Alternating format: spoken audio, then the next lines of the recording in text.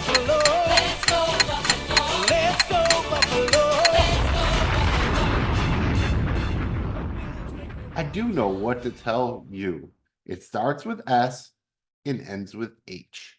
And no, it's not shh, because you don't have to worry about the Bills. I'm telling you, you need to be talking about squishing the fish.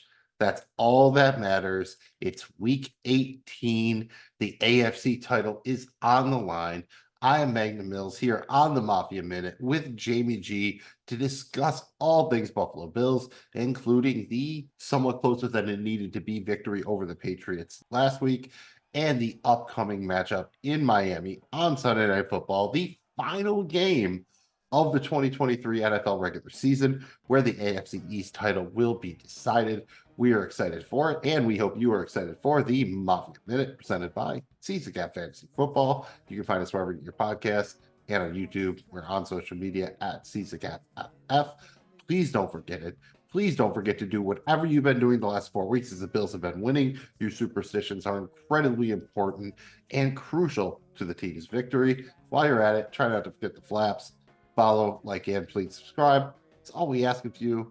If you had fun, please remember to click that thumb. And again, if you've been clicking the thumb for the last couple of weeks and we've been winning, you should keep doing it. And if you haven't started, do it now. We'll win again and keep it going all the way through the playoffs. Knock on wood, because I know the deal. Jamie G, what's your deal? My deal is let's go Buffalo. My deal is go Bills. What's up, Bills Mafia? We're here. It's the Mafia Minute. Look, man, coming off a little bit of a run here. We got, a couple wins under our belt. Really played well the last 5 weeks, 6 weeks here. So excited about where we are. And I think Mills, even though this was a game that caused me more stress and all of Bills Mafia more stress than it needed to, and it wasn't the most enjoyable thing in the world to watch, I think the one thing the Bills have done the last couple of weeks that I like is not play their best game and find a way to win. Whereas throughout the season, we've seen them not play their best game and absolutely lose. So it's been refreshing to see them win a couple of close ones here and pull away late. And I think that's them kind of facing their demons heading into the playoffs, which is something that excites me. With that said, there's never been a bigger week this season. This is for all the marbles. We need this one, Mills. All right, before we get ahead, the horse ahead of the cart here, let's just keep with the Patriots game for a minute.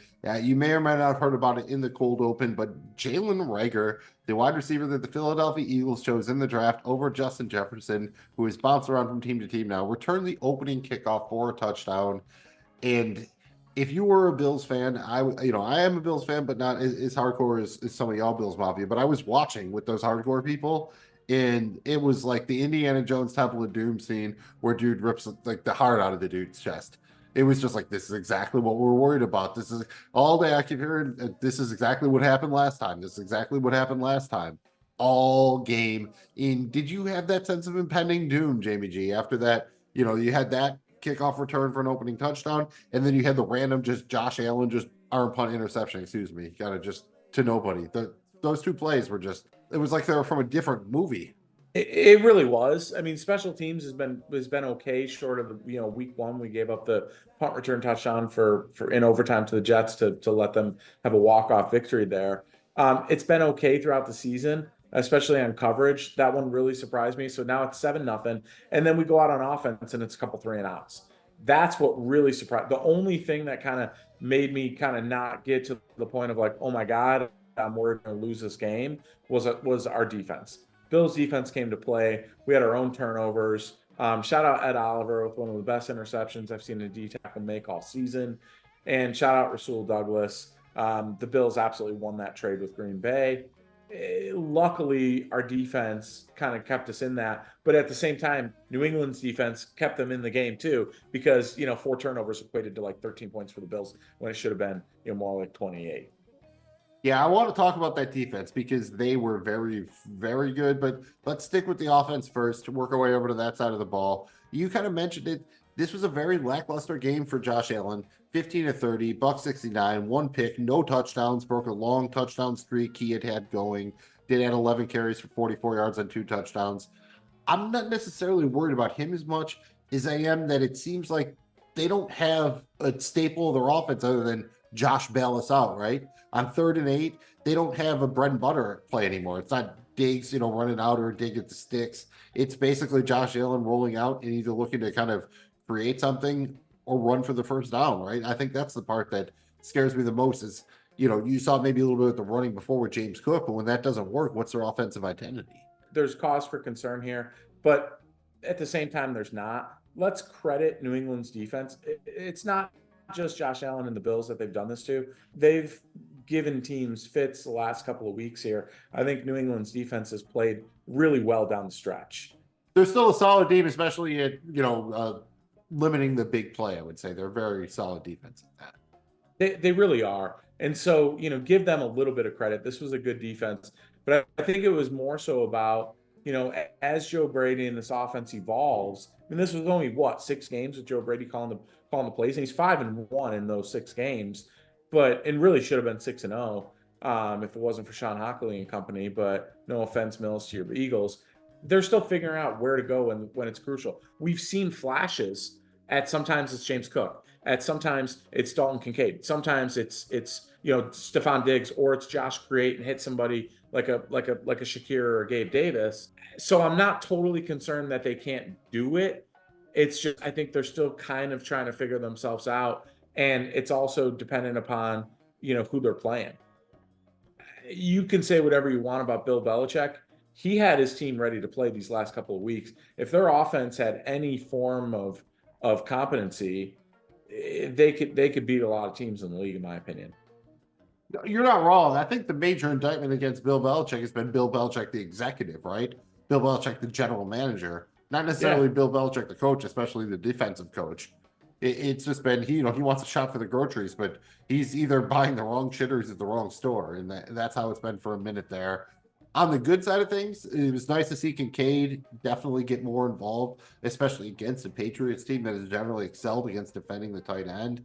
He actually tied for the lead in targets with 7, 4 grabs, 87 yards, looked more explosive. So the Jamie G special, maybe it wasn't necessarily the matchup or him getting healthier, but maybe a little of column A and column B. Not so good.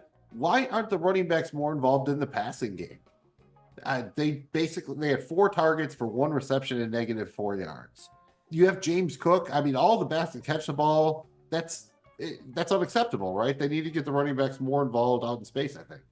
This was one area where I think we could have did a lot better, and it's proven to be a win. Instead of trying to force the ball down the field, being able to take that check down has paid dividends for Josh Allen in the last 6 weeks and the offense in general. And all 3 of these guys have proven to make plays when called upon. Now, I will say there was a couple of drops. Latavius Murray had 1 or 2 big drops on plays where they got the ball in the passing game that could have resulted in big plays.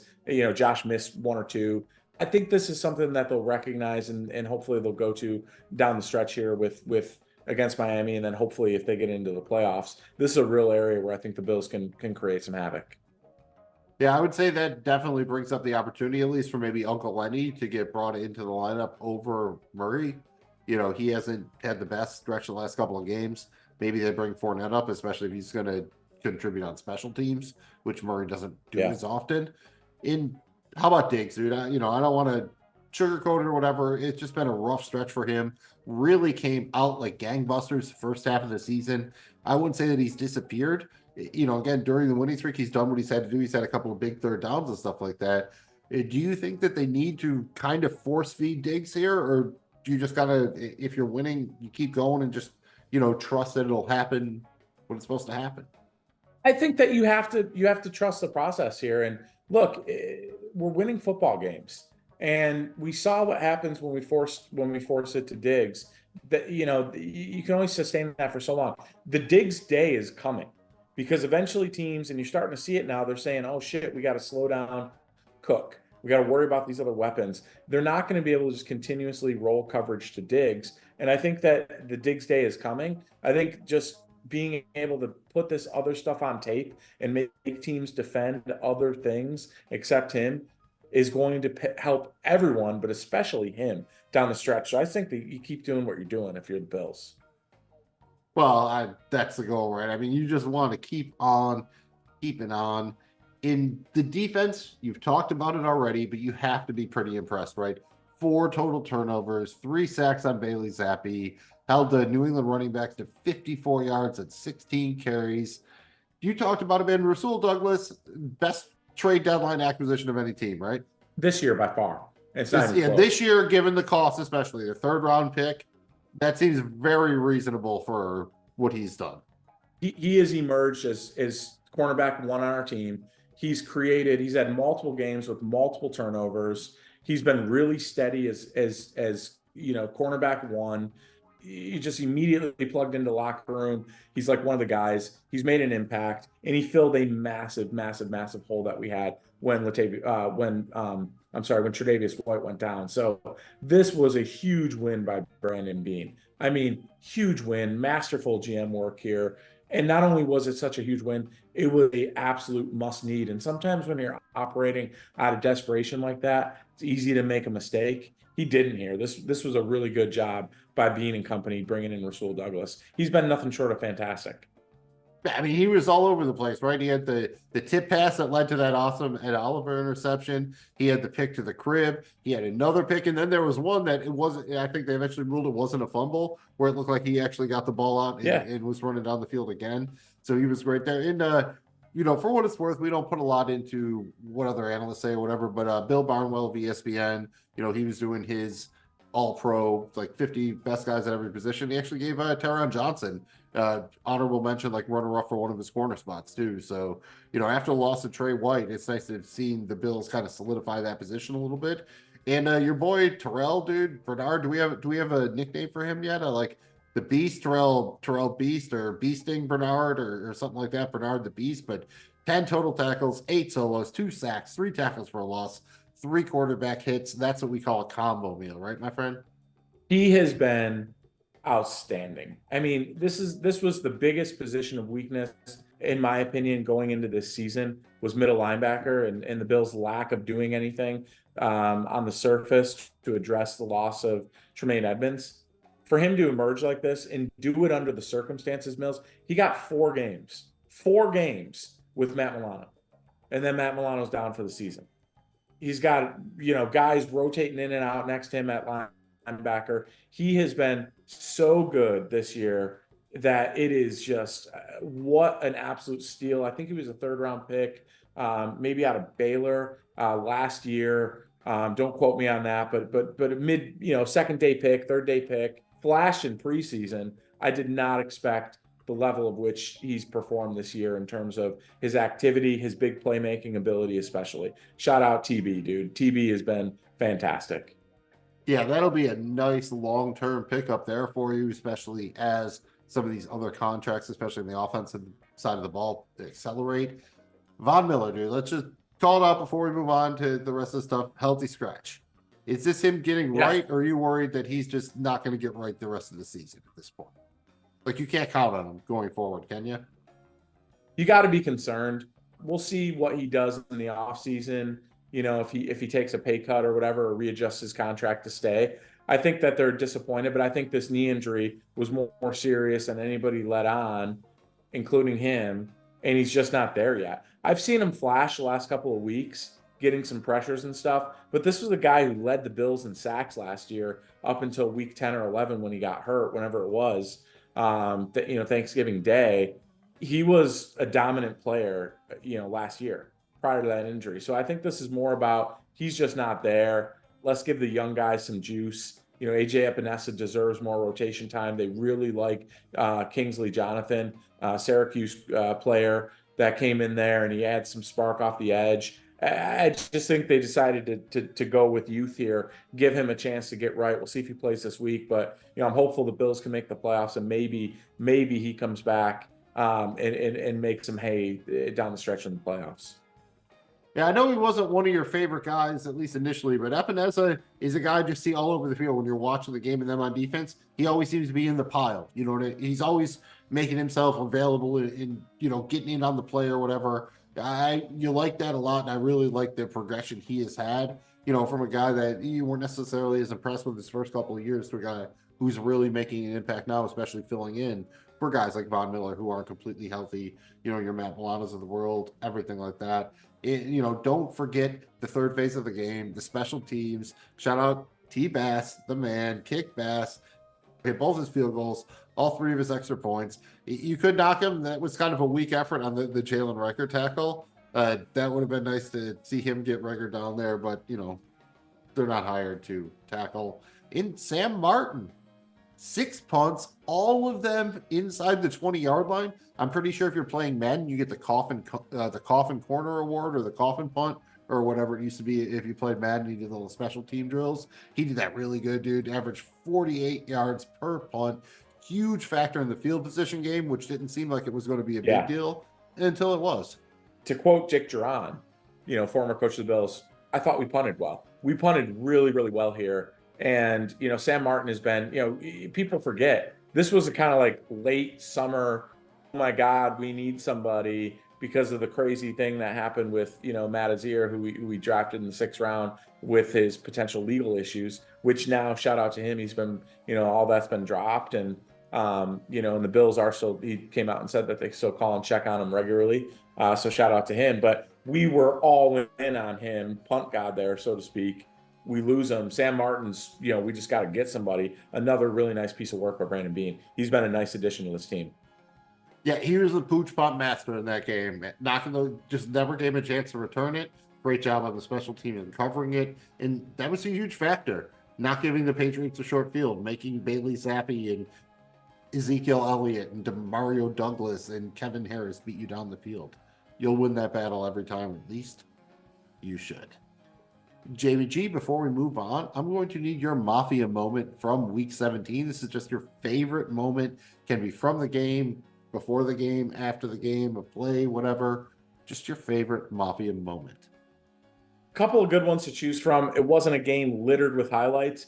I usually go with a spectacular play on the offensive side of the ball, usually by none other than number 17, Josh Allen. There were ones to choose from this week, but I'm actually going to go with something that happened on the defensive side of the ball. And I'm going to give it up to Ed Oliver on that incredible interception. It was one of the best defensive lineman plays that I've seen all season. One of Ed Oliver's best plays, and he's made a bunch of them over the course of his career. And just shout out Ed Oliver, dude. Signed the big contract in the offseason. People were kind of like, man, they overpaid him, undersized, blah, blah, blah, blah, blah. Dude, he has absolutely proven it this year. He's been a stud, and he's done it without kind of his starting defensive tackle, the one technique next to him that was supposed to allow him to eat, going down with Daquan Jones. I know he came back last week, and that's a good thing. But Ed Oliver's done it with injuries along the defensive front, injuries to his linebacker position, injuries all over the defense, and he's just been an absolute stud. So fast off the ball and just wreaking havoc all year. Phenomenal play. Tipped by Rasul Douglas, diving interception by Ed Oliver, and boom, the Bills got the ball in the New England side of the field. Excellent play. He's your Fletcher Cox, man. He reminds me so much of Fletcher Cox when he was a young Eagle, and be happy if that's a comparison. That's a multiple-time All-Pro, very many times Pro Bowl, still playing into his 30s, playing well. Yeah. If he's Fletcher Cox, it's a hell of a compliment. Be happy. And speaking of happy, that brings us to our Mafia mannequin. And we started out the season with a naked mannequin. And you know what? When we're happy, when the Bills win a game, we add something onto him. So he's very clothed now. He's got a lot of stuff going on. He's got a white Bills bucket hat. He's got some Bills sunglasses. He's got a Bills charging buffalo neck tattoo. He's got a gold rope chain. He's got a Thurman Thomas jersey. He's got some Zubaz overalls. Even though you can't see him, even if you're watching on YouTube, he does have some Buffalo Bills chicken wing box of briefs going on under his overalls. He's got some receiving gloves. He's got a Rolex. He's got a Josh Allen sock. He's got a practice sock. And very importantly, he has a bag of coffee beans, very specifically a blend called Fuck the Refs Coffee. And that's it. Now we have to add something else because the Bills won. Jamie G, not only do you have to find something good, you have to find room for it. Like a third course or something at dinner. Running out real estate here, and just shout out the Mafia fish emblem on his Zubaz. That's really cool. Wish I had that. Recent addition. I'm going to do something here. It's playoff time. We're on our playoff push. He needs some playoff facial hair. I want to see the mannequin rocking a kick-ass, slicked out handlebar mustache. Mills, this has to be a kick-ass mustache. Mustache power! Activate!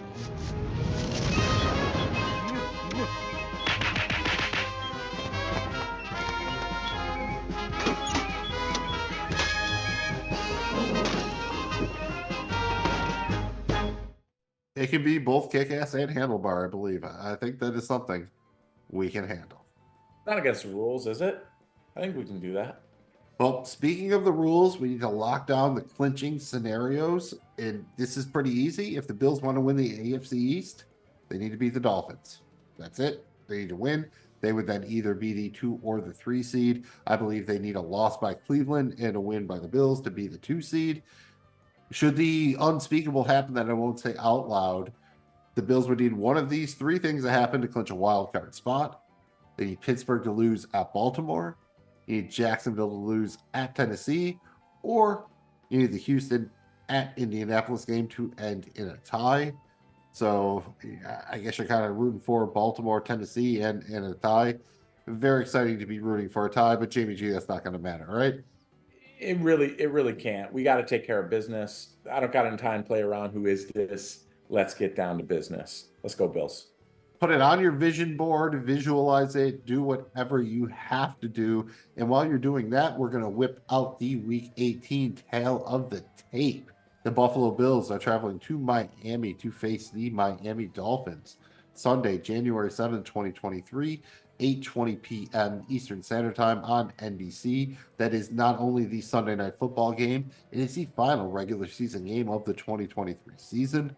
Weather is expected to be a little bit iffy, maybe for Miami. You'll have temperatures in the upper 60s. Winds are only around 10 miles an hour, but there's a strong chance, call it 80%, of scattered thunderstorms. So it probably will rain at some point, but probably not for the whole game.